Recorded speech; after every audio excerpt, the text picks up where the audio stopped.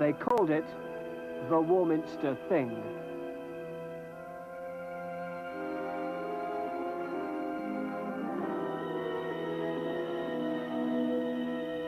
I saw this thing go over, what they call the thing, you know, and it was exactly like a railway carriage, you know, lit up. And it started up overhead there, and I saw it and watched it right out of sight, right over the hills. But I looked in that direction, there was a silver plane and a pink one, like between a pink and a red cerise colour then, right side by side. And they were in that direction, and there was no cloud, but I don't know where it went to. I heard this noise, it was a hell of a noise it was.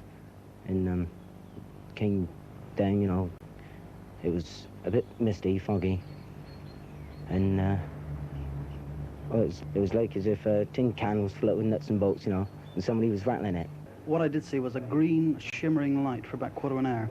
Well, it's hard to explain. It's like a bright light with a red light in the middle. Like cigar shape, glowing at each end. I saw something over there between those two bungalows, and to me it looked as if it was about 500 feet high, no higher. It seemed to be hovering. It resembled something like a comet, but comets are white, so this one was orange, oval colour, so it certainly wasn't a comet. There very well might be something in the stratosphere. I mean, we're sending spaceships to other planets, and I can't see any reason why, if there is life on another planet, they shouldn't be sending craft to us. Obviously, these things, whatever they are infinitely maneuverable. They're certainly beyond our ability to catch. We can't put salt on their tails, as it were. Tell me what you saw. Just an object in the sky. And what did it look like? Like a saucer. Yes. And were there any lights or anything around No, it? it's just a white object in the sky. We were busy in here, but we had to come back in. But the three soldiers that were there with us, they also saw it. And they described it more or less like a lampshade. Well, although I've seen it, it hasn't convinced me. I still don't think there's anything in it myself. I think it's just a load of tripe. That's all. Hundreds, perhaps thousands of people were convinced that creatures from outer space had arrived. Excitement grew to fear, so much so that on August the 27th, 1965, the council chairman took the extraordinary step of calling a public meeting. The town hall was besieged, and the Warminster legend had begun. I have never seen anything like it that Friday evening. It was fantastic. The people in the town, the reporters, all the dailies. My phone didn't stop ringing. We had them knocking at the doors. I've never seen anything like it. The only thing I could do, on the Monday morning I went on holiday to get away from it. It started off Christmas Eve 1964, which we published. A very respected member of Warminster, it was the postmaster actually, he reckoned he had strange noises on Christmas Eve, rattling on the roof, no known cause. And really, I suppose that's what started it, and from then it snowballed. Reports multiplied, eerie shapes, ghostly lights in the sky, and more than anything, that awful, terrifying noise. From all over the world, the watchers came, scanning the skies from the hilltops round this Wiltshire market town. In 4 months, 400 sightings had been reported. In the pubs and in the shops, the talk was of little else but the thing, and generations of television reporters were to cut their teeth on the mystery. And this Wiltshire town is back in the news again because yet another attempt is now being made to identify the Warminster Thing. Now, the Warminster Thing, as some people already know, is the term given to mysterious objects which have been seen in the sky around these parts. And this latest investigation, the most comprehensive yet, is being undertaken by an organisation called BUFORA. Now, that stands for the British Unidentified Flying Object Research Association. It seemed incredible, but in Warminster, excitement was at fever pitch. Surely, they argued, the sheer weight of evidence meant that something was going on. We have no doubt whatsoever that the phenomena at Warminster, the sounds and the sights, are connected with and caused by flying saucers. And therefore, of course, it is our business, and we are investigating and have been since the phenomena were widely reported. Now, the all-important question, does this thing really exist, or is it just a joke? Well, it exists undoubtedly. We have a very wide range of testimonies from people of all walks of life attesting to that fact. The sights and sounds around here leave no doubt that what we're dealing with is a flying saucer, or it's flying saucers. And of course, the existence of those is, I think, unquestionable. Would you say that we face any danger from these flying saucers? I would say it can't be ruled out. So far, of course, there have been no overt acts of hostility which can definitely be established to be such. There are some disturbing incidents, but of course it's possible that another interpretation ought to be put upon these things. I don't think we need to be afraid to go to bed tonight, but one never knows, of course, in the long run. But, real or imagined, Warminster was in ferment. Indeed it was. Activity was centred on the two great hills outside the town. Reports, seemingly reliable, spoke of whole flocks of pigeons struck dead in mid-flight. Soil samples from key areas turned up the remains of moles and mice, their bodies riddled with tiny holes. It was the greatest story the little Warminster Journal ever had. It had all begun quietly enough at Christmas. Tucked away beneath their New Year calendar was a report of a noise, unearthly and terrifying. Suddenly, the silence was broken by a crackling sound emanating from the Bell Hill direction. At first, she thought that it was simply a lorry unloading on the hill. But it passed over her head and became louder and louder. Letters began to arrive, more reports followed, but even then the story was almost hidden below the births, marriages and deaths, the farming reports and the adverts. That menacing vibrating noise has been heard again in Warminster. The shock waves of sound which can kill and maim birds and stun the senses of rational people. Finally, belatedly, it made the headline. And after that, and for the next 10 years or more, stories about creatures from other planets became part of the staple diet in the newspaper columns. Barely 2 days after the public meeting held in Warminster Town Hall to discuss and try to identify the thing, it has been seen by at least 5 people over the bank holiday period. Whether you believed it all or not, the stories of the experiences of the people of Warminster became ever more gripping. He was shaking in every limb when he staggered indoors. His family were most concerned, but it was some time before he told them of his peculiar experience on that walk through the darkness. He saw nothing. It was a noise that made the strong lad's knees knock, the same weird crackling sound. People were rushing here from all parts of the country who were interested in UFOs. We hadn't heard much about it until then, but we had a number of callers at the office wanting to know what was going on, and they were going up on the plane and spotting at night and staying up there all night. Well, by the time they'd been up there in the dark and looking at the sky, I think they saw a lot more than was really there. Obviously, some people really thought they saw something, but I'm sure that everybody who's been out and looked at the stars, by the time you've stood gazing at them for 10 minutes, they all appear to be moving about. But one photographer, Mr. Gordon Faulkner, had better luck. He managed to take a picture of a flying saucer that hit the British press in a big way and then went round the world. Mr. Faulkner, in fact, has done much to put Warminster on the flying saucer map. This is how he got his picture. I had a camera with me. I was taking it down to my sister who wanted to borrow it. And, well, as I say, I just had the camera with me. And pure luck, I just undid it and took a picture. The object was staying still all this time, was it, or was it moving? No, it was moving. But moving slowly? It was moving fairly fast. I wouldn't like to say how fast, but I couldn't say how fast. Now, some people have said that when they've tried to take a picture of one of these things, there's been some mysterious force or radiation that stopped the camera from working. Did you find this? It didn't stop my camera from working. Have you had people say that this picture is a fake? Of course I have, yes. I mean... What do you say to them when they say that? Well, they're entitled to their own opinion. I know it's not a fake. And it doesn't really bother me what other people think. Some people, nonetheless, are distinctly bothered. Colonel Allen, for instance.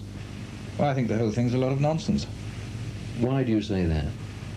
Well, to begin with, there isn't a single authenticated sighting by somebody who's, shall we say, qualified to give an impartial scientific assessment of the sighting. Now, you believe, I think, that it's possible to fake photographs of these objects fairly easily. In fact, you've done it yourself. Yes. How have you done this? Yes. Well, I had one colour film left on a reel, and so I produced this. And this is exactly what? Well, the flying object was actually drawn on a piece of paper and cut out in outline, and then photographed against a blue bath towel on the ground, whilst I stood on a stepladder leaning against the wall of the house. And I moved the camera slightly as I took the photograph so as to blur the thing. And what are the reactions of the believers to this photograph? Have you shown it to anyone? Well, no, I've kept it fairly quiet because I had intended originally to bring it out, whilst admitting it was a fake, next time the thing blew up, as I'm sure it will do. In fact, it is doing now. Number 42 Chapel Street, Warminster, is out of this world. It's Britain's first satellite station for tracking unidentified flying objects.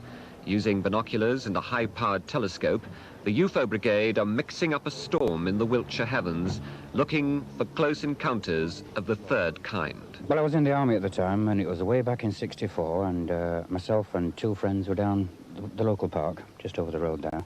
And we saw these people looking into the sky, and lo and behold, there was a UFO. Well, I think it was a UFO. It was a cigar-shaped, you know, the typical grey cigar-shaped, and it hovered for about 20 minutes over the church, and that was over the actual town.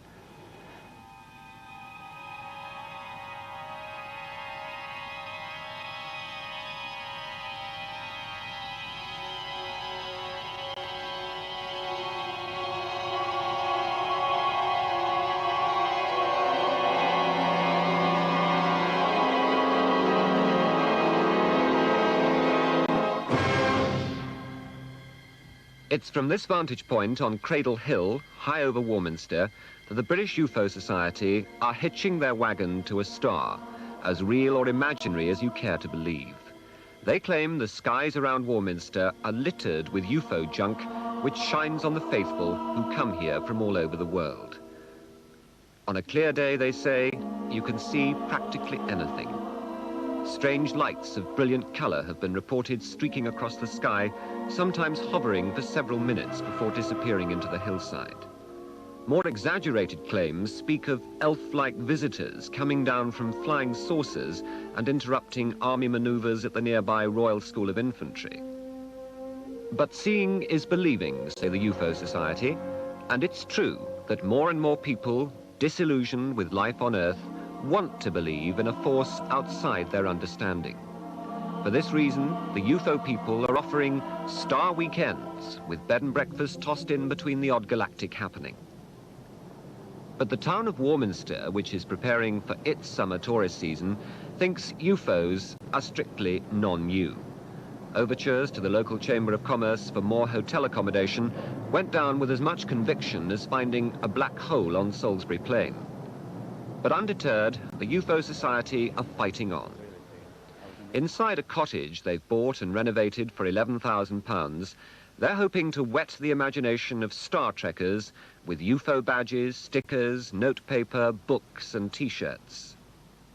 A mass of literature is being gathered to awaken skeptical minds. Photographs of actual sightings are on display, although few of them have been authenticated. It's said that 90% of all reported sightings can be explained by natural phenomena. But what about the other 10%? Sally Pike believes she witnessed the real thing. The closest sighting I've ever had, I believe, was Star Hill at Warminster, and that was a really good one, you know. It was close up, or I should say about a quarter of a mile, I suppose, with a large orange globe floating across from the Stonehenge direction, right in front of about 12 of us, which, you know, who were present at the time. It was just twilight. And through binoculars, when you observed this, you could see the traditional dish shape with the sort of orange light flashing on the top, and it followed the contours of the hill at Star and came down, you know, fairly close at hand, and it sort of hovered. It was an actual beautiful shot, you know, like as if it had posed specially for us. And whilst everybody watched it, the light on the top changed from an orange to a white, and it seemed to spin, and it, you know, it's visible there for about, I think it was 2 minutes. The British UFO Society claim that people who come to Warminster in search of terrestrial phenomena feel a form of magnetic attraction which draws them here. That may be as high-flown as Martians eating mashed potato, but it certainly helps newspaper circulations. If Warminster is to become a happy holiday ground for star-struck Earthlings, what's on offer? Ken Rogers, a UFO director, explains. Well, we can put you up for weekends or even weeks' holidays if you want to. There's a shortage of accommodation in the town, hotel-wise, and here people can come and sky watch at night, come in sort of in the early hours of the morning and so on. They can also come and during the daytime and study UFO literature, write, do research and so on. If I didn't see a UFO, would you give me my money back? Oh, we can't guarantee that you'll see a UFO. We can't guarantee that anybody will see anything inexplicable. But there's been so much evidence from just the local townspeople and from people from all over the country and many parts of the world who have come here and seen. And Warminster is the most likely place to come in any part of the country than anywhere else. And so it's up to the entire company of flying saucers, cigar-shaped objects, bright lights and supporting androids to get their little show lit up over the skies of Warminster this summer. The British UFO Society are hoping the Force will be with them.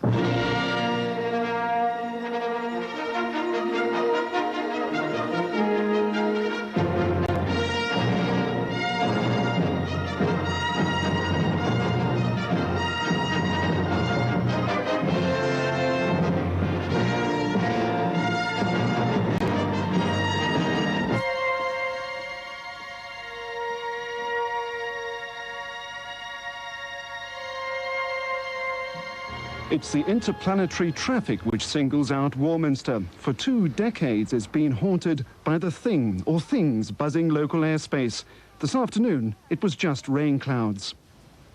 But there's nothing like a good anniversary exhibition, even if it is about the unexplained. 20 years' worth of speculation and study is on show. It goes to prove that in UFO ratings, Warminster is definitely the final frontier for flying saucers and little green men. The thing was heard a long time before it was seen. During the summer of 1964, people in the district of Warminster were startled by sharp crackling noises in the sky. Then, during the summer of 1965, the thing was spotted. Here in the village churchyard of Heytesbury, the vicar, his wife and son were mesmerized for half an hour by a fiery red cigar shape in the sky. It was the first of many sightings to come. It sparked a sky watch. Space groupies with telescopes camped out. Scientists from all over the world came to study something that mostly wasn't there. The lucky ones witnessed strange sights. I was invited up here in Easter 1966 by the local journalist, who then said, come up onto Cradle Hill and on any clear night we'll guarantee you'll see something inexplicable. I thought, oh, I was a bit cynical, you know. And I came up here and lo and behold, at about 9:30 in the evening, a formation of 5 lights suddenly appeared in the sky, just where we are now, and appeared from nowhere from the sky and went across in that direction towards Clay Hill, and then the lead one went way faster and it ended up going into what we call a base star, and it went inside the belly of the thing, and of course this base star wasn't a real star, it was a craft. And no logical explanation for that? None whatsoever. It wasn't the army, it wasn't aircraft, it wasn't a weather balloon. As far as I'm concerned, it's a UFO.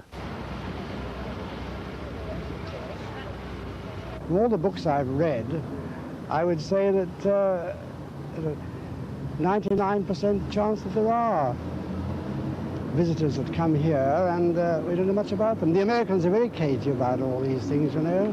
Don't bother to look very much, so. Yeah. Not interested. No, a lot of people go out there, but they'll do damn really. I was in a flight to Spain one year. I went into the cockpit of the plane, and I said to the pilot, "You ever see any flying saucers?" "Oh, yes, they frequently fly along beside me in the cockpit." What do you know about that? And he wasn't pulling my leg. No, I suppose there must be something, yeah. Silly if there ain't. Big place, isn't it? A bit bigger than Warminster, so there's got to be something. Are you going to be on top of the hill tonight? I doubt it. You see, I'm 81 plus, and I don't do much wandering around at night like I might have done if I was your age. Well, it certainly changed the life of one man, the local newspaper reporter Arthur Shuttlewood. Without reservation, he believed that someone or something was trying to make contact. A lot of people, when I've recapped on their stories, they've had that same sensation that they feel better, perhaps not physically, but mentally and spiritually particularly. They want to achieve something for the benefit of mankind. I don't think I ever have, you know, but you do get that feeling that's inculcated in you by this experience, I think. Would it be going too far to say that you feel you've had something like a religious experience? Yes, I don't think that would be exaggerating. You do. You seem to have a new outlook, a new mental outlook on life, and you want to help people. This is most peculiar, perhaps, and it's almost incredible to you, no doubt. But I felt that sensation. I wanted to see it again, and I wanted to convince whoever was on board that we weren't antagonistic, and we wanted to warmly welcome them if they cared to land. And of course, they have landed. They have landed now.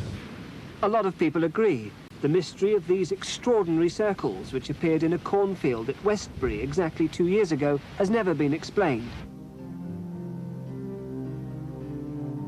Circle spotters discovered the most startling example in what was becoming a puzzling summer. Beneath the White Horse at Marlborough, a formation of 8 circles appeared, 6 of them forming what looked remarkably like a great crucifix. On the ground, Colin Andrews and his team measured, finally calculating that the crucifix was just 1 degree out of true. Okay, that's fine. That's 7.71 at 45 degrees. We haven't had it before. It's very spectacular. It's very large. It's one of the largest formations we've seen. And as I say, it has all of the hallmarks of the genuine phenomenon.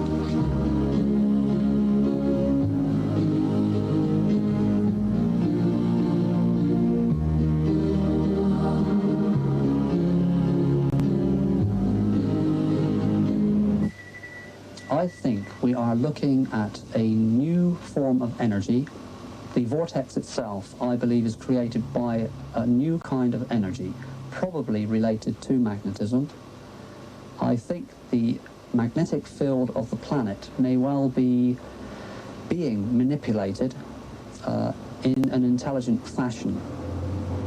And the evidence is beginning to support the theory that there is an intelligent, a thinking behind this. Mr. Andrews claims to have been consulted by the government and the royal family about the circles. He says the circle phenomenon is building to a climax. Now he wants government money to fund further investigation.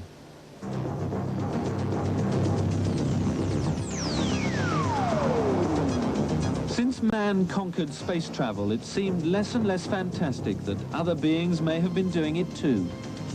Over the decades, there have been countless UFO claims. Strange lights in the sky, powerful force fields, even spaceships themselves. It's not surprising then that some think the circles are caused by the classic circular motion of flying saucers.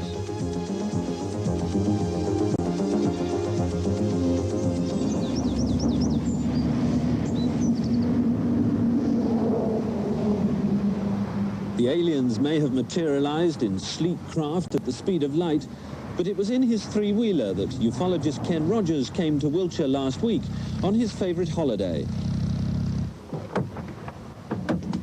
A few days UFO spotting in the Wessex Triangle. He's been convinced since he was 16 that intelligent beings from another world started human life on Earth, and they now return to monitor our progress. He's president of a UFO group called the Unexplained Society. But he has an explanation for the circles, that they're the marks left by alien spaceships. What you'd first see is a strange glow up in the sky. It would then come down, you may hear a strange sort of buzzing sound or high-pitched whine. Then it would hover and then gradually sort of, if you can imagine it, materialize into a saucer-shaped object, and then gradually come down, hover, then probes would come out of the sides and probe into the crop. Very few UFO sightings have actually shown a convincing link with the circles, but a Wiltshire couple reports seeing lights and feeling a strange force field when they walked into a circle near Silbury Hill. Basically, we had a very powerful experience whereby we found the place where this UFO or spaceship landed, and there was a strong energy there, which we could definitely feel. And when I was looking at Hannah, the whole sky went pitch black, which was, before that, a fiery sunset, and she became shining white light. I also saw the horizon, which was the beautiful sunset, turn pitch black, and Richard embodied in silver light. Also, I had a lot of heat going through my body and through my arms, and it was just an incredible experience. The skeptics say even if UFOs do exist, why would they leave such obvious marks in the Wiltshire corn? There's two schools of thought here. Either they have left the calling cards, letting us know that they've been here, that they are watching us. Secondly, they probably are landing in other areas as well, and it's only we actually see them when they land in the fully grown crop fields. Even the UFO believers are divided. Some groups say there isn't any real evidence to link them with the circles. Many of the circles have been found on or near Salisbury Plain, the site of one of the Army's busiest training areas. The Ministry of Defence admits to having damaged crops with vehicles and even helicopter rotor blades in the past. But they point out, when they leave their mark, it's not in neat circles.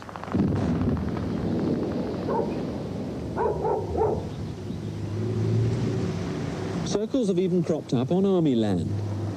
Today, their range control officer is visiting a tenant farm on the edge of the Imber Ranges. Hello, Bernard. Hello, Major. We've got some more circles out here. Yes. Hello, Major.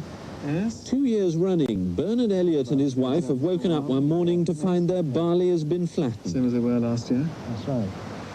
Yes. This year, it's been one large circle and 4 satellites. So not spiky like it is now. No, it's obviously grown up that's since right, then. that's it, yes. Right.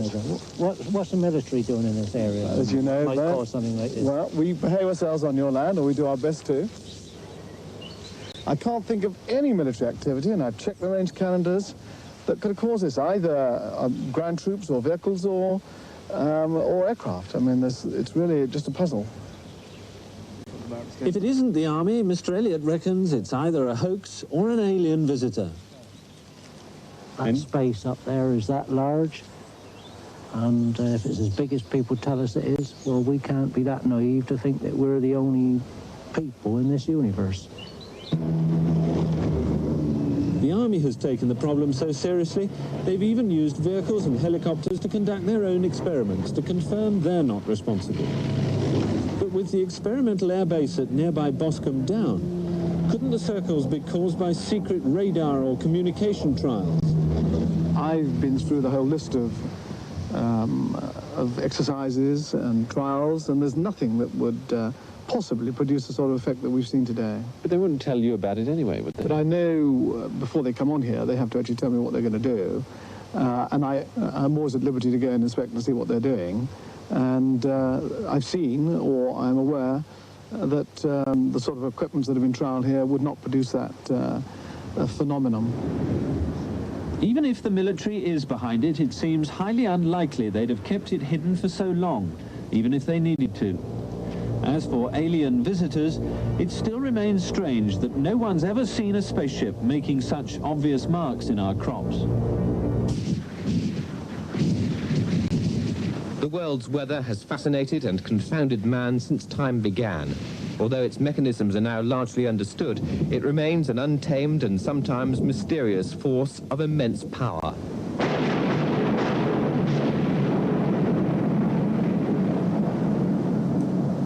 Great wind movements like hurricanes can now be observed by satellite and their course predicted. But now there's talk of something new in the skies, an invisible atmospheric force which leaves not destruction in its wake, but beautifully formed circles. It's the theory of Dr. Terence Meaden, an independent meteorologist who's prepared to battle with the scientific establishment to get his radical new ideas accepted. He's the director of the Tornado and Storm Research Organisation based at Bradford-on-Avon in Wiltshire. He's been an advisor to the CEGB on the effects of tornadoes on nuclear installations. And he's convinced that it's a cousin of the tornado which is descending over southern England and causing the circles. But unlike this tornado, the mass of wind is stationary and electrically charged. Dr. Meaden maintains that the circles are created by a spinning ball of air sparking with electricity. It descends, pushing the corn down and leaving a spiralling pattern in its wake. Then it recedes or simply disappears into nothing. If he's right, he's discovered a new meteorological phenomenon which challenges preconceptions about the world around us. I see a way in which it's possible that vortices can be formed in the atmosphere by natural means. You can call that weather if you like. It is something natural in the atmosphere, I do believe. Dr. Meaden accounts for the number of circles in the West Country by the fact that we're looking harder for them. He also believes that the lie of the land creates favourable conditions for the vortices to be formed in the atmosphere. And he's worked out what it may be like to witness a circle forming. There would have been a tremendous rush of air at the stage, spiralling around, out from a centre there, and accompanied, I believe, with a humming noise, and if it happened by night, possibly accompanied by a light as well. But then we cannot tell whether this formed by day or by night. Pretty terrifying, actually, if you happened to be around at the time. What would have happened if you... Probably enough to knock you over. Dr. Meaden says it's a complex electrical effect from that wind which creates the smaller satellite rings. His theory is closely argued and has won the cautious backing of a few scientists, although most weather experts remain sceptical. Dr. Meaden says his research will be completed in 2 years. At the moment, it's the only scientific theory available.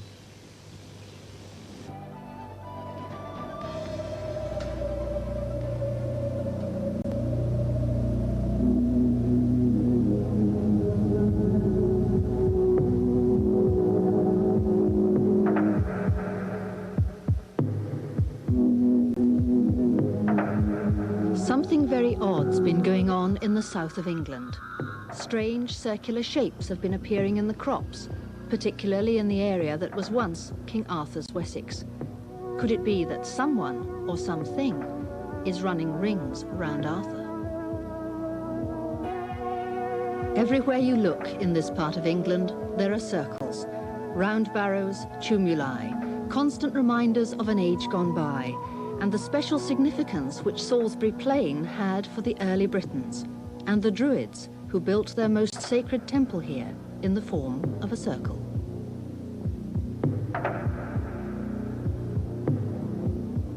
Crop circles have been found as far afield as Brazil and Japan, but here in the south of England they're being recorded at a rate of about 100 every year. There are those, however, who believe that a different form of airborne transportation is actually responsible for causing the circles. There's a lot of military activity in the area. Middle Wallop is the main base for naval helicopters. A few years ago, Colonel Greville Edgecombe was surprised to find the finger of suspicion being pointed at his pilots. A local farmer or landowner around here rang up and said, "What are you chaps been up to?" And I said, "What?" And he said, "My corn." And I said, "Let's have a look." Trundled over, and there are these extraordinary circles in his corn. And he was doing it light-heartedly, but quite clearly it wasn't our helicopter.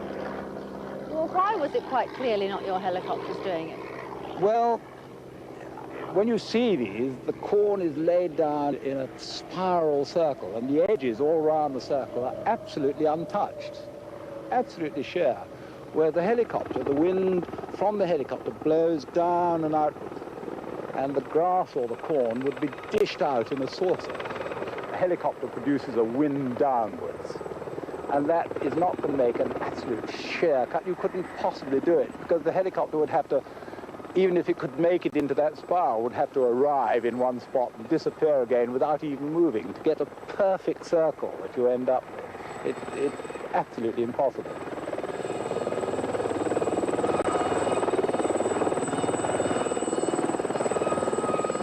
So, it's unlikely that it's caused by the downdraft of a helicopter.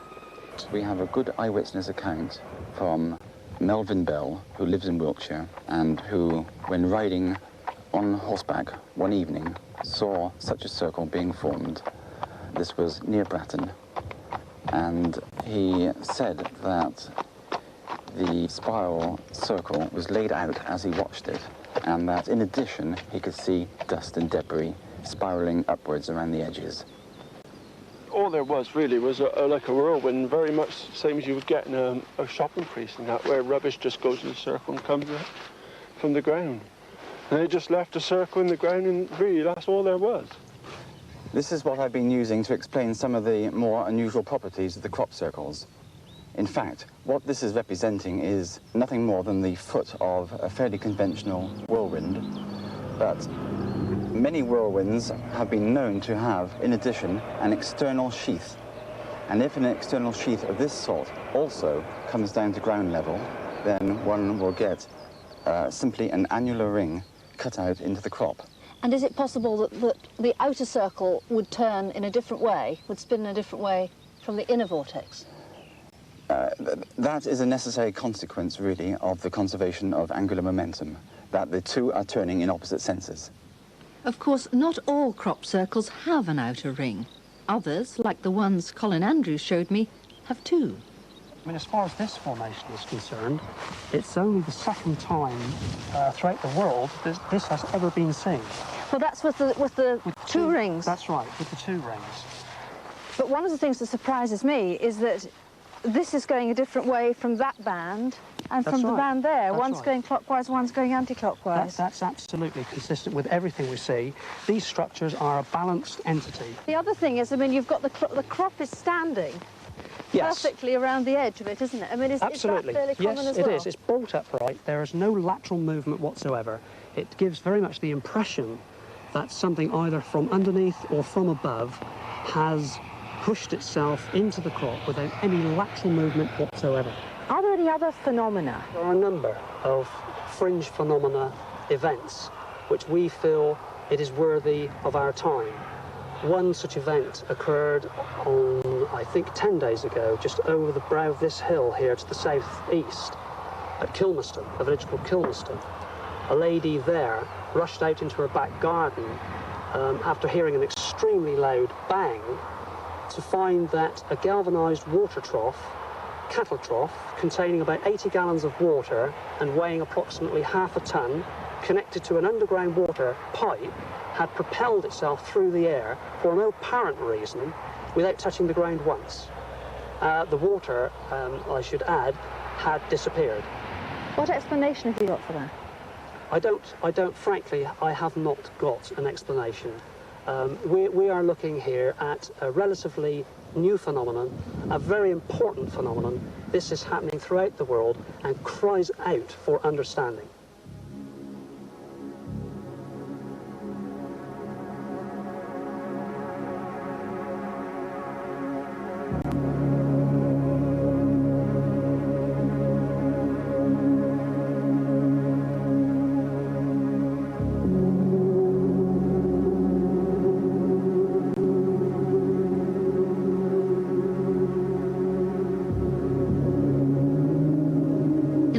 Light of dawn, a scientific explanation might seem the most plausible.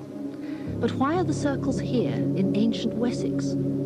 Could it be that the answer is hidden in the mists of time? I think Stonehenge might well have a part to play in all this, particularly with regard to this country. We noted some time ago that the dimensions of these formations were consistent with the dimensions of the circles within Stonehenge itself. Not only that, but that some of the ley lines running through and to Stonehenge also, we feel, may well have a part to play in the location of these things. So, what secrets lie under the ancient burial mounds? How important are the ley lines? Are the magnetic fields? Or is it just an unhappy coincidence that brought the pilot of a Harrier jump jet into this area on the 22nd of October 1987? Shortly after takeoff, all radio contact with the plane was lost. It was found flying without a pilot over the southern tip of Ireland and later crashed into the Atlantic. The body of the pilot was later found not far from Stonehenge. Only yards away, in the same field, were 4 crop circles. I was there within an hour and a half of the report of the unfortunate pilot's body being found. What were your feelings when you visited the site? Well, clearly of sadness for the loss of the pilot, but frankly it sent a chill down my back, the fact that I had previously had an inner feeling when I heard about the accident of the aircraft, not knowing even where it was or where it had actually taken place.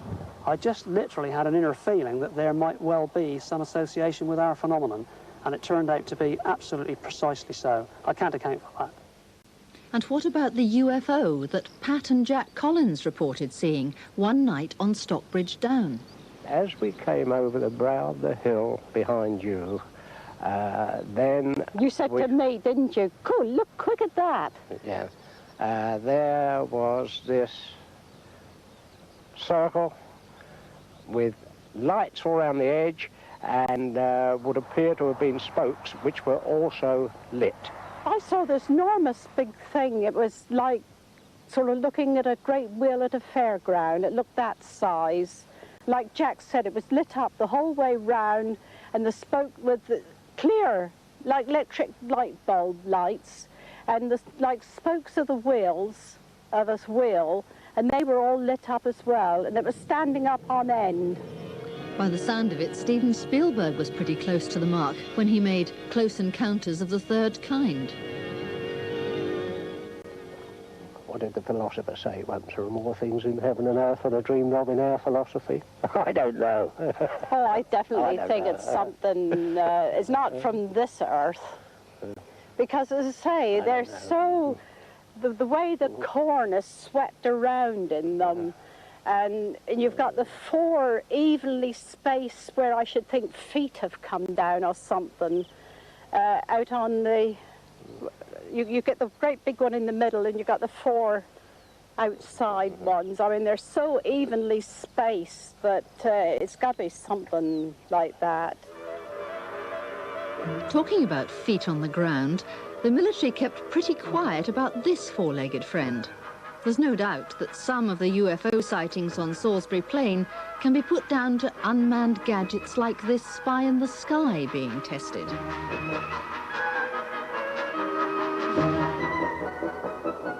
Astronomer and country parson, the Reverend Inge, had until recently a parish near Salisbury Plain. Mr. Inge told us how he deals with people who believe these things come from outer space. 2 ladies wrote to me from an address in Bristol, and they said they were walking on a hill, a high hill outside Warminster, and suddenly, without any warning from a wood nearby, 2 of the strangest little flying machines they'd ever seen suddenly shot up into the air with a terrific noise, and flames and smoke, and they disappeared right up. Away they went over the horizon. And they were so astonished that they thought they must be seeing things. They didn't like to mention it. And they did take the trouble to sit down and write about this. And in that connection, I want to say what they saw, I'm sure, is what has already been shown on film at the BBC, a film that came from the United States, of these one-man helicopters that are jet-propelled as well. You have the rotor over your head, and the man has it strapped on his back. And I met another man later on, as I say just now, he actually saw one of these come down alongside his car, and he stopped, and he saw the man pull out a map, consult the map, see where he was, fold it up again, put it in his pocket, crash helmet and everything, and press the button, and away he went up in a sheet of flame. Now that would frighten the life out of anybody if they didn't know what it was, and the stories about men coming from outer space would be almost justified in that case if you didn't know what it was. So there is nothing to worry about. After all, none of these things has killed anybody yet, or as far as I know, injured them, except perhaps the brave people that are taking part in them, and then you don't hear very much about that. But would you go so far as to encourage ordinary people to think these did come from outer space, so that the services could carry on with their experimenting behind this sort of smoke screen? Would you go that far? No, not a bit. I wouldn't. That would be deception, wouldn't it? I would simply say, look, you've seen something that perhaps you weren't supposed to see. I can assure you that there's no danger from it, and if you see it again, just remember that it's really in your own interest and in the interest of this country that these things are happening, and just go to sleep on it and don't worry about it. So I'm personally, my message to the people of Warminster is, don't forget that you live on the edge, the perimeter of an experimental area where brave men are doing experiments in connection with all three of the forces. You're the editor of the local newsletter about UFOs. What? A lot of people do say it's the army around here that are causing the Warminster thing, but we've traced back through history that cases occurring before the army came here, and also we've got cases on record of army personnel out on manoeuvres actually seeing things themselves that they can't explain. What about the answer lying in the soil? Have they examined that theory equally closely? We asked Mike Hodgson from the Soil Survey and Land Research Centre to come along to Francis Shepherd's farm in Wiltshire, where circles appear regularly, to see what he could dig up. I must say that there are many features in the landscape which are well known to archaeologists and soil scientists, which are based on crop marks, which are based on soil. And these are often archaeological, round barrows, things of this kind, but they're all related to either differences in soil nutrition or in soil depth. Soil depth, of course, affects the water supply to the growing plant during the summer season. There's still a possibility of something like that here, but my instinct is that perhaps there isn't. Chemical causes have been dismissed because the circles are so geometric, but fungal infections can cause fairy rings in grass. As a true scientist, Mike Hodgson took several samples before passing an opinion. Now what I'm looking for is a bit of reaction to this acid. It's going ever so slightly.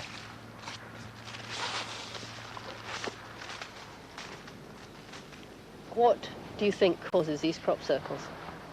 This particular crop circle, I remain agnostic. Certainly not little green men.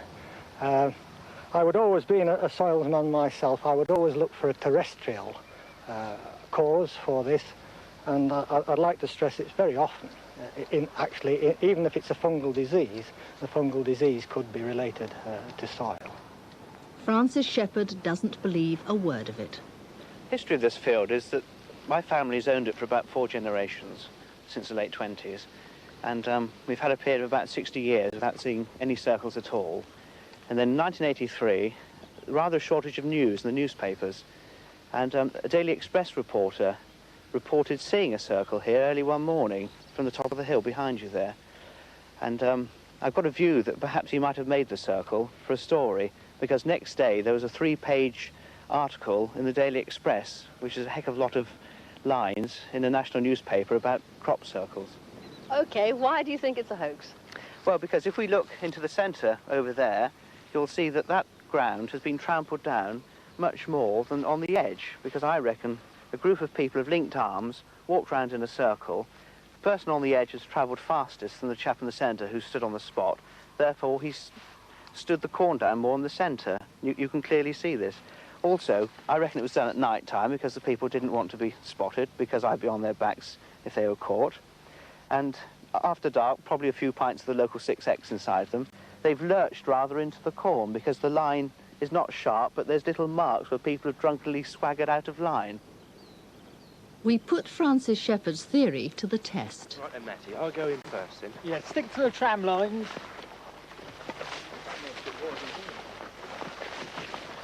We enlisted the help of a young farmer's tug-of-war team. Would it be possible, we wondered, to create a crop circle without leaving any trace of human involvement? They looked surprisingly practiced as they made their way down the track left by the sprayers to the spot that we'd chosen. They were armed with nothing more than a stick and a bit of old rope.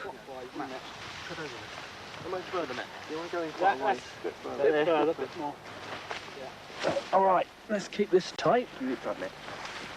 Ready? Yep. Tight, Matt. Keep it tight. Go on, Andy. 100, this isn't bad. Might as well go around the road. Keep it tight, Matt. Fill in behind me, fill in. Fill in first. You like the footwork to fill it round? I'm doing about 3 times the width of Phil. And he's got size 11s on as well. I've heard this actually, Peter.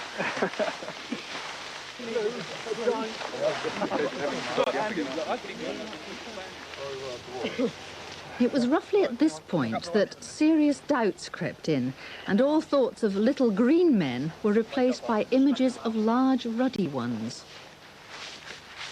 Got to cover up the scorch marks. Can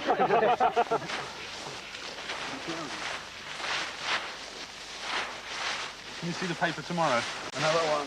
Needs a few final touches done to it, sort of the manicure of the circle. Yes. Well, what are you going to do to manicure it then? Well, we sort of comb it, spread the wheat out on the ground, even it up, make it look as though a spaceship's You do look as though you've done it before. Well, yeah, that I no Rent comment. a circle. Yeah. Seriously, have you done it before?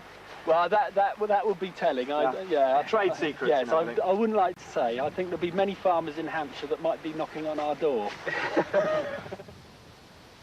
Messrs. Taylor and Andrews, however, took it all in their stride and went about examining the hoax circle just as meticulously as they do the real thing.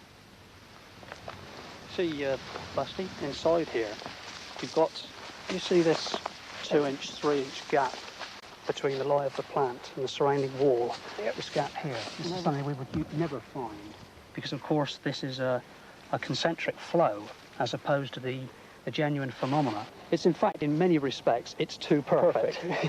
It is too perfectly circular as opposed to the elliptical shape as well. You can see that this is absolutely circular. I mean, it's very neat and it's very well done, but it very clearly is a hoax. Yeah. We identify very quickly those circles that are hoaxed, and we have seen 3 this year that have been hoaxed. The lie of the plants within the genuine phenomenon is entirely different to anything that can be hoaxed and has been hoaxed. Have you ever been taken in? Not as yet, not as yet. But we don't set up to be taken in. We obviously, we are wanting to get on with the job and to break beyond this hoax nonsense. There is a genuine phenomenon here, one which now we have to get to the bottom of. But this one, as they say, could run and run. No matter which theory you support, whether you think it's an elaborate hoax, a stationary whirlwind, or believe in Colin Andrews' unexplained phenomenon from outer space, collecting the data to support the claim is full of frustration. It's a race against time. And just when you think you might be getting there, someone always comes along and destroys the evidence. Ken Rogers is chairman of the National Unexplained Society, which boasts 2,000 members. Yeah, wind conditions, you can understand a mini whirlwind. Farmers know what a mini whirlwind looks like in their fields. It's perfectly symmetrical. You only have to look, as I said before, the television pictures, the perfect circle in the middle, followed by the 4 outer circles outside, which is typical, as far as we're concerned, to the landing and taking off of a UFO. But even the sceptics were hard put to dismiss some of the reports. In the village of Steeple Ashton, dozens experienced an encounter of the most peculiar kind. The chap here in the blue sweater, now you've got a good view of it. What do you think it was? I think it was a spaceship. A spaceship? Yep. Why do you think that, in all seriousness? Well, it had a hole through the middle, but it was sort of hard around the edge outside. The clouds couldn't pass through the outside of it. Could go through the middle, though. Have you ever seen anything like it before? No. Not nothing like that. And how long were you able to see it? I was up in the window, I saw it about 3 minutes. 3 minutes? Yeah. Was it sort of hovering, or...? No, it was just going around like a wheel, just going over. Now, you got a good view of it. Describe it to me. Well, it was sort of blackish grey wing going across the sky, and it was dark on one side, and in the bottom it had a sort of little line through it, and it was moving across the sky slowly, and then it disappeared behind a tree. Miss Green, did you see the phantom object yourself? I saw it, yes. How would you describe it? Very much as the children did, as it appeared to be a smoke ring. That's the best way that I can describe it, as a smoke ring. Any theories as to what it No might be? theories at all. None at all. I mean, obviously people are going to speculate men from Mars or what have you. I mean, the only thing I can say really is that I'm glad there were a lot of other people saw it at the same time as I did. Down in the town, at least one group of people were over the moon, the traders. An invasion of sorts had certainly arrived, but it was of a very different kind. Not little green men, but tourists, thousands of them. If the Warminster thing wasn't exactly a put-up job, at least the town's shrewd businessmen knew a good thing when they saw it. It did wonders for trade. I'm sure the traders did some business. I'm sure it is, because there were hundreds of people coming into the town, hundreds. Yes, this is a map showing all the 11 ley lines that run through Warminster. Indeed, UFOs were tailor-made for tourism. Because it is unique in the world for this number of ley lines crossing. This is the original photograph that a gentleman actually sent us 3 weeks ago to see the crossing. Interest became so great, one couple even set up a UFO bed and breakfast hotel, marmalade and Martians on the menu in the mornings. The idea was an immediate success. It could only have happened in Warminster, and of course the Americans in particular loved it. Well, because there was a tremendous need in Warminster, and we'd heard from Arthur Shuttleworth about people knocking on his door at all hours of the day and night, all the year round, not just the summer, wanting to know about the hills, what he's seen, could he take them up on the hills, where can they stay the night, where the army is, and all this sort of thing. But why do you believe so strongly that there are UFOs from another planet? I've seen quite a few of them, some of them very close up. Such as? In North Wales, I've seen what I thought was a mothership about the size of a jumbo jet without wings, about as close as 300 yards, coming up a valley completely soundlessly, very large, very silvery and beautiful, and it stopped and did a complete right turn into the side of the mountain. And how close was this? This was about 300 feet above a lake and about 300 yards away, and it was midday with no clouds or anything. There's got to be other life than this tiny little planet. And we saw, when we came on holiday to Warminster, we saw one zigzagging over the top of us. It had a sort of bow wave in front of it, and that was convincing enough. The little market town stayed in the limelight for more than a decade. It somehow became accepted as a place where the unusual was pretty usual. The very name developed a ring which in itself became evocative: Warminster.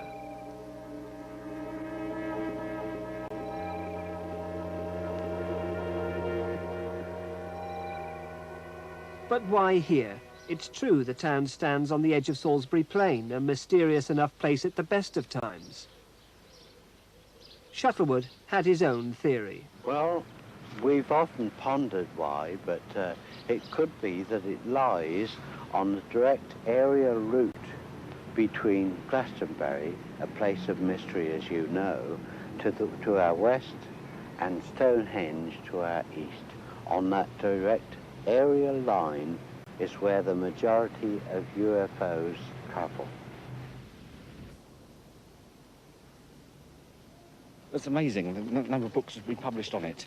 The Warminster Mystery, more UFOs over Warminster, UFOs Geese in the New Age, Warnings from Flying Friends, all just about Warminster.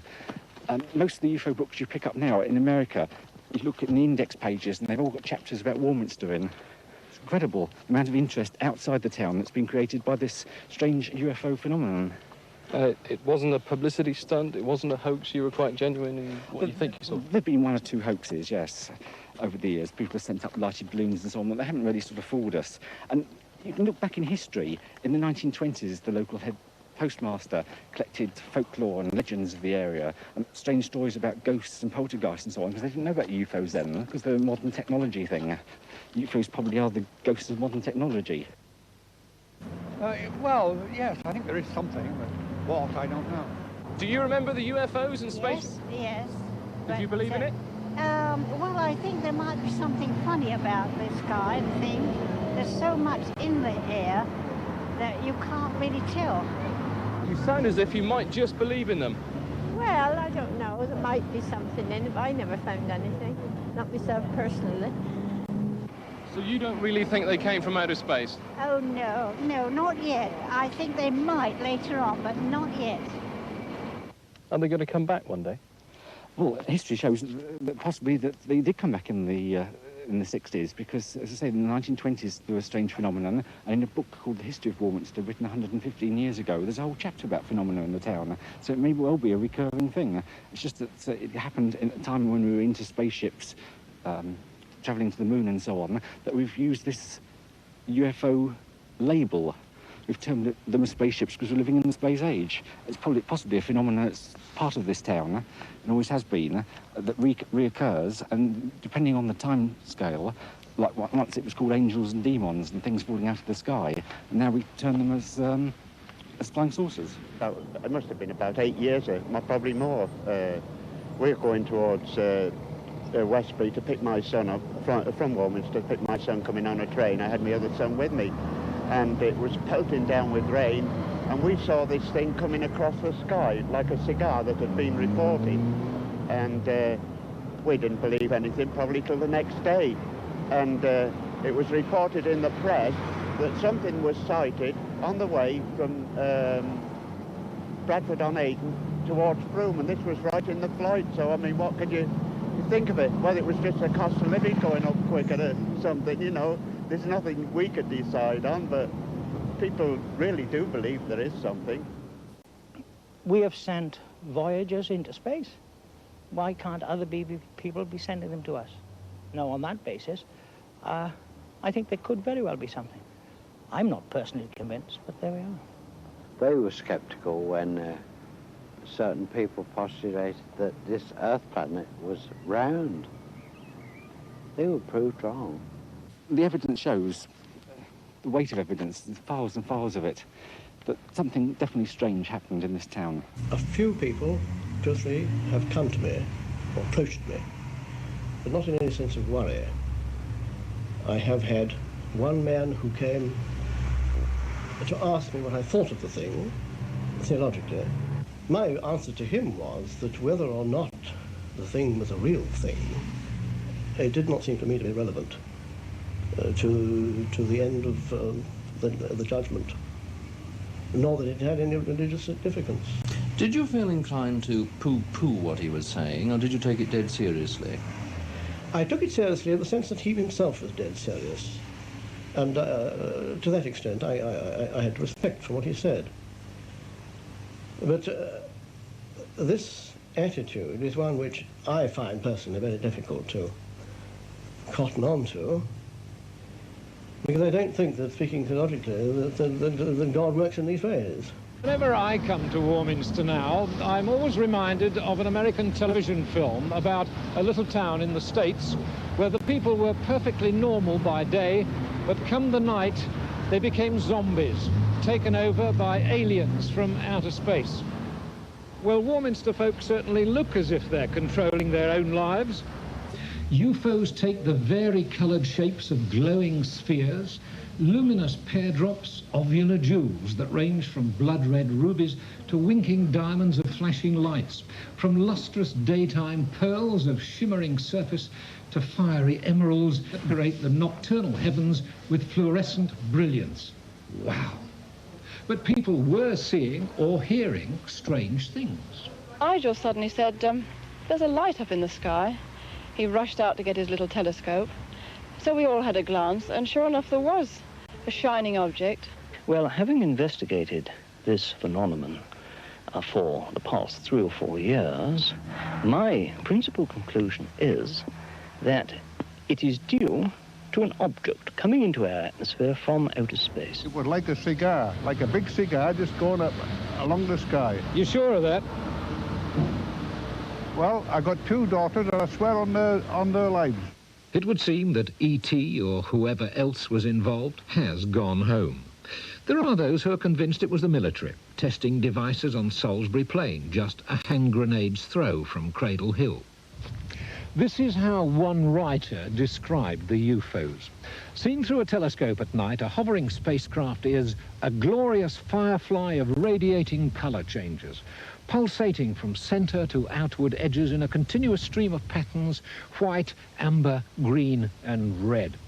Well, cynics like me might say just like the flashing lights of a military helicopter. Ah, well, all part of Warminster's history. Or is it?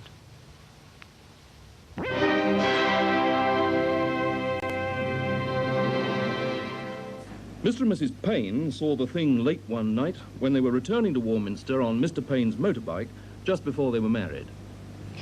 Well, we saw these massive sort of discs appear from a clump of trees. And I said to he was my boyfriend then, good heavens, what on earth is that? And of course the bike had broken down, you see. And he said, well, I had no idea. So we stood there looking at it, you know, bigger and bigger, and came towards us, which absolutely just struck dumb. We didn't know what it was. A few miles outside Warminster is the Elizabethan mansion of Longleat. Nigel Mingay, the son of Lord Weymouth's butler, describes the thing as it came his way. Well, I was out one night, and a friend who I know, who lives just across the road, he said he'd seen it. Well, I didn't believe him, but he told me to come out, so I went out with him, and we walked around for about half an hour, and then we were sort of looking round the sky the whole time, hoping to see it. We were just on the verge of coming in when we saw it, and it went right across the horizon. Yes, where did it go exactly? Well, if I can show you just out here, it appeared from behind this tree and went right over the sky and disappeared just before it got to that tree. And what did you feel like when you saw it? Well, I was surprised, not shocked, but I always had an open mind about it. But now I believe in it. How many other Warminster people believe in it? Or perhaps we ought to say, how many Warminster people are willing to confess that they believe in it? So far as we can judge, there seem to be believers, disbelievers, and don't knows in about equal proportions. And quite a number of people in each category appear to be more than a little worried about the whole business. The story ricocheted around the world, for example, after the first big sighting of the Ariel cigar, which was to the south there. And that was by the vicar and his family of Heytesbury, 17 young people at Warminster, the hospital physiotherapist, Miss Long, the Horlocks, who described 2 flaming red pokers, which was rather graphic, of course, but I could see what they meant. Having seen the thing myself now, I think I can see what they meant by that description. Now, would you tell us exactly what you did see? Well, I saw, this will always be indelible on my mind, because it was 3:42 p.m. on the last Tuesday, that's September the 28th, the last Tuesday in September. And I was going upstairs. We live in rather a high-up flat over a Monumental Masons. They call us Death Row, incidentally, because we have the hospital, doctors, undertaker, and then we're the Monumental Masons next door. But apart from that macabre observation, I went upstairs and I was completing a story for a magazine which is coming out in April on a woman lion tamer who can also tame all sorts of jungle cats in the same cage. Mary Chipperfield, you've probably heard of her. And I went up for my notes, but my attention was arrested by this huge cigar shape in the sky. Now, had I normally been walking underneath that, I'm sure it would have assumed the proportions of nothing but a dense white cloud. But from the angle of vision that I had from the top of our house, I could see a peculiar hump, a yellow or an amber burnished protrusion from the top. And I'd never seen anything like this in all my life. And it was 9 months after this thing started. And I honestly don't think I've been conditioned to all that extent. Although I've lived in the centre or the vortex of this mystery, let's face it, it is a mystery. But I wasn't convinced, even in spite of the high calibre of witnesses, I wasn't convinced that this thing existed. But I saw this with my own eyes. I dashed straight away for a camera. I got the camera lined up, and the setting was about 8. It was a beautiful, clear afternoon. Out of the window, this thing came along over Colloway Clump, which is over there, northwest to southeast, gliding along, a gentle giant in the sky. I trained my camera on it, and I felt the camera jumping about in my hands. That was the first unusual aspect. It didn't frighten me, but I felt like sharp prickling needles down that side of the hand, the wrist, that side of the face, and my eye watered for 2 months afterwards on that side. That was the exposed side to this thing. Now that proved to me that whatever was on board, or whoever was on board, could see me, could see this apparatus of mine. It it threw out some concentrated force field. I'm quite serious about this, which deliberately, with a deliberate intent of gumming up the camera. And, of course, they succeeded because nothing developed from 25 feet of film except an 8 feet portion burnt right through. That's all I had on my camera. If they're trying to make a major impact, Yes. one would think they wanted all possible publicity. Why should they want, then, to gum up the camera? Well, I think the reason that struck me at the time, my wristwatch incidentally stopped. I didn't notice that until afterwards. I don't think that they're so worried perhaps about photography, but if they're thousands of years advanced, over us, and they've learned perhaps thousands of years ago to outlaw war, and you notice that the heaviest sightings of these people on this Earth are just preceding a world war or some nuclear experimentation, some danger threshold, shall we say.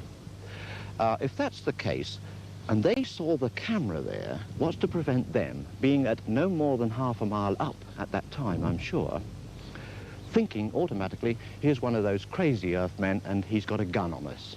I think that it's a fear that they have that I might have opened up on them, you know, with a machine gun. For all they knew, I think that that's why they gummed up. There's no shortage of people who've seen peculiar sights and heard peculiar sounds. Mrs. Head's got the most vivid recollections. I was woke up really out of me what sleep I had by this noise. First of all, it was like hail. And then it got nearer onto the roof, and it was like a lot of cats scratching, or like an aerial scratching about, you know, up there. And then I thought to myself, well, what on earth is that? I lay in bed for quite a while, and I got quite hot. I got panicky, you know. So I did venture, and I paid to bed. And I looked out of the window, and there wasn't a drop of rain. It was all dry. Everything was as dry as a bone. But after that went over, I heard a whimpering noise, and like someone going, that was the noise it was. And I thought, whatever is it? And I sat on the side of the bed, of course Jean's in with me, and she said, whatever's the matter with you? I said, do you hear that noise? She said, no, nothing, don't wake me up. She went to sleep again. So the dog downstairs, she didn't bark, but she was making that woofing noise. You know, woof like they do. And afterwards, when I turned over on my side and I got into bed, it looked as though there was a light, like the cloud going over a moon. I don't know whether anything passed over then, but there was no planes, nothing at all in sight. I pull the blankets up over my head and think, damn the army, I wish they'd shut up and go to sleep. In bed or out, Miss Anderson has both feet right on the ground. She's no intention of being taken in by any talk of visitors from other planets. Last summer, I got up one morning, looked out of my bedroom window, and we had got army in green camouflage jackets with leaves in their steel helmets romping round the estate yard and the withy beds beyond. We could call those little green men, I suppose. Now, what do you think about this general mystique that's developed about these objects around here? I think it's a pity that so many people are ready to make categorical statements about a thing that nobody has bothered to investigate. As far as I have been able to discover, there has been no coordinated observation, no scientific inquiry as to what's happening. Various individuals have seen various things and have immediately drawn their own conclusions. Well, if there's anything going on in brackets kind of thing, I'd like to know what it is. If there's any nice little men about, spares, sort of from Venus, Mars, anywhere, have them come here by all means. I mean, we'd like to know them. And if it's giving people something to talk about, will bring trade to the town, fair enough, go on with the whole thing. So we continued to watch it for a while, and then it started this very erratic movement again. So I said, is it a star? And he said, no, it isn't. And then he believed, as well as me, that there was definitely something around. I believe in it because, whereas those who haven't seen it don't believe it, those who have seen it must believe in it. It's as simple as that. Those who see, believe. Those who don't see, scoff. I don't believe them. Just don't believe in it at all. I think there's something that's it's not proved. I just don't believe they exist until they are actually proven as a thing, you know. I mean, they can show photos, but I think there's something to explain it all. Yeah, but this is a fact. I have seen it. Oh, I have seen it too. As a matter of fact, we were coming over the plain one night.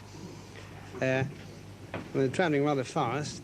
Had just overtaken some. My wife said, "Stop, stop." Well, it appeared to be round to me. But my husband was driving rather fast and he wouldn't stop to have a look at it. And then when we got home, she explained to me this is the thing she had seen herself before and she wanted me to stop to see it. But I myself have only seen the movement of it from terrific distance, terrific speed. That's all I can tell you. And I firmly believe in it. It doesn't bother me. I'm a Christian. I don't care about it at all. Have you seen anything else since? Yes, I have seen it once, I think a few months later, as I was looking out of one of my back windows.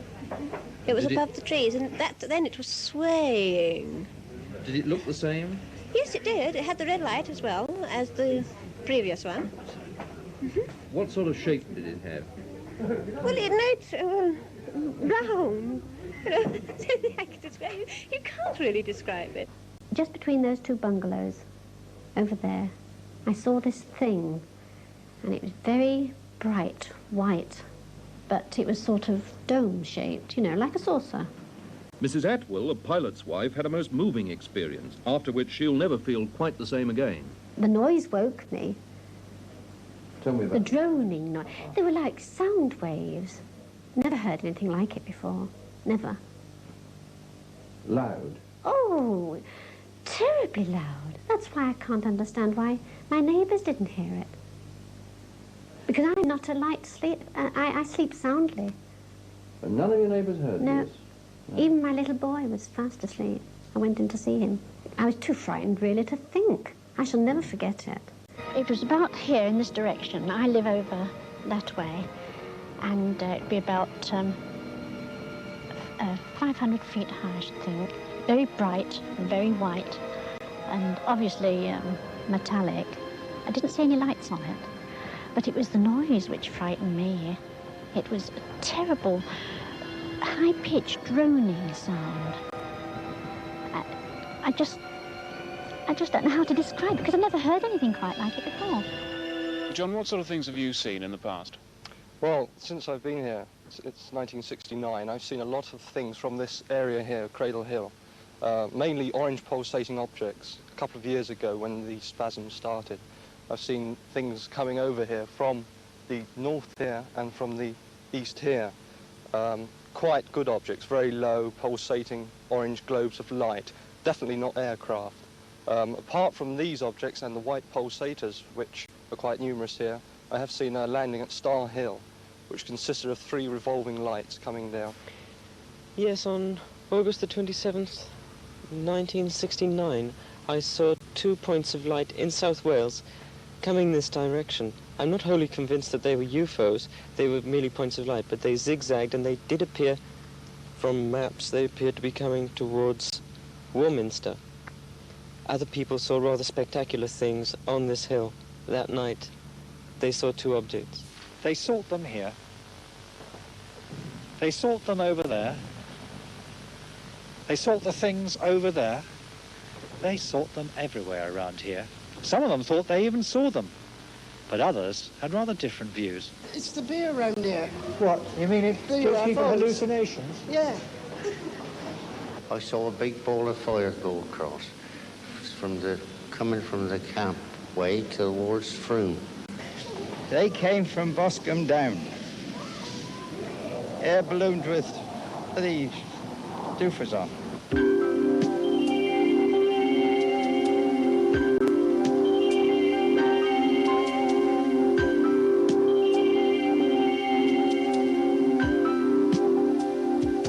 A public meeting chaired by the then council leader, Emlyn Rees.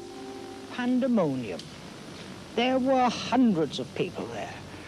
It was scheduled to start at 7:30. I had a message about 6:15 saying I ought to do something about it and get down to the town hall because people couldn't get in. And I had great difficulty myself at about 7:15 to get into the meeting. was going in very well, in full swing, and the post office brought in this telegram. Investigations completed. Invasion fears unjustified. Carry on, Emlyn. Signed, Doctor Who. Of course, this was quite a relief at that time, and of course everybody burst into fits of laughter. I had an innumerable amount of letters. A lot from the United Kingdom, but a vast number from America, and quite sensible letters. And I replied to them all, and I've had quite a lot of correspondence in the intermediate years. I've had nothing in the last 5 or 6. It's died its natural death. Warminster Society did spawn the British UFO Society, tenaciously scanning the heavens today. Back in town, traffic still flows, earthly mortals still shop, but the cash registers do miss those heydays. I keep an open mind. Why Warminster? Your guess is as good as mine, but let's have another one soon. So, whether some people saw the thing or not, the traders of Warminster would certainly like it back soon. Please, before the army shoot it down.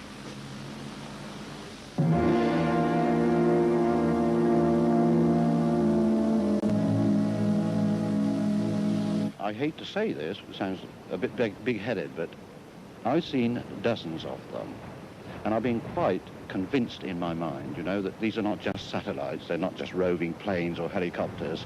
These do extraordinary things, maneuvers that nothing that we know can do in Earth concepts.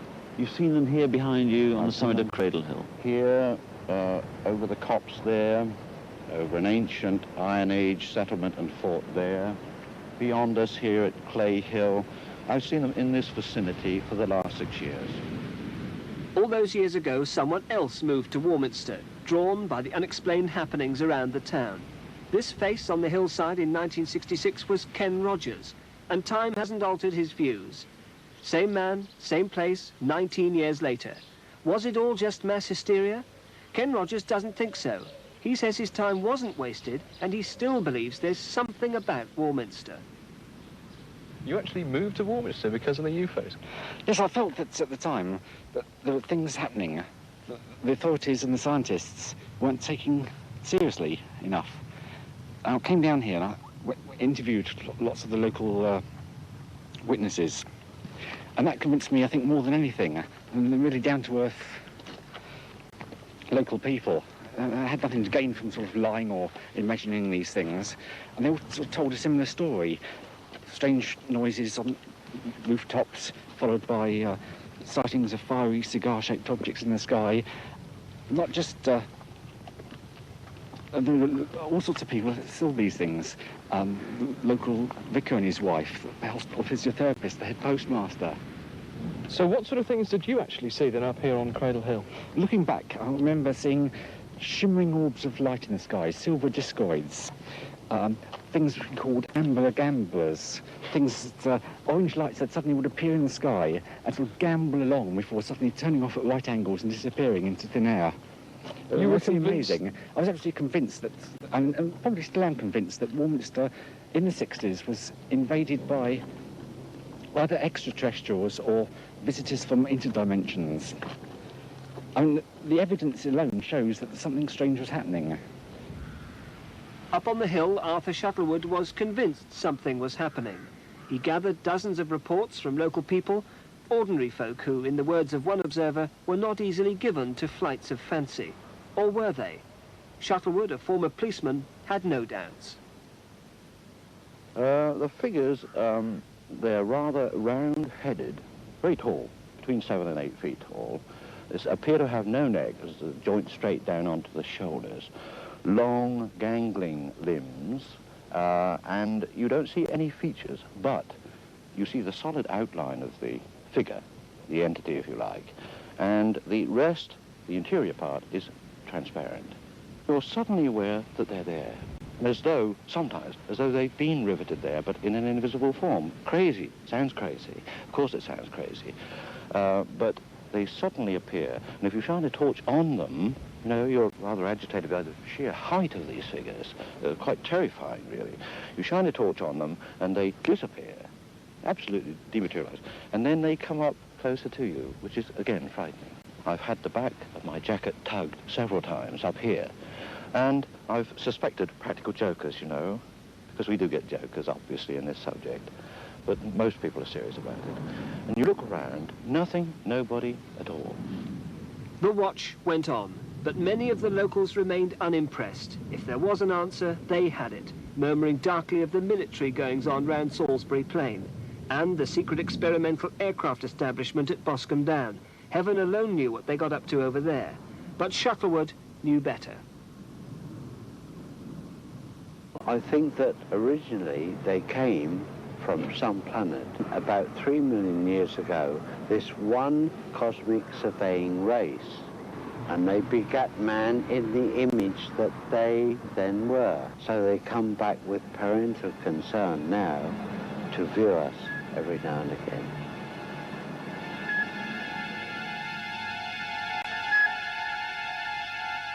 But not everyone felt comfortable with Warminster's new reputation.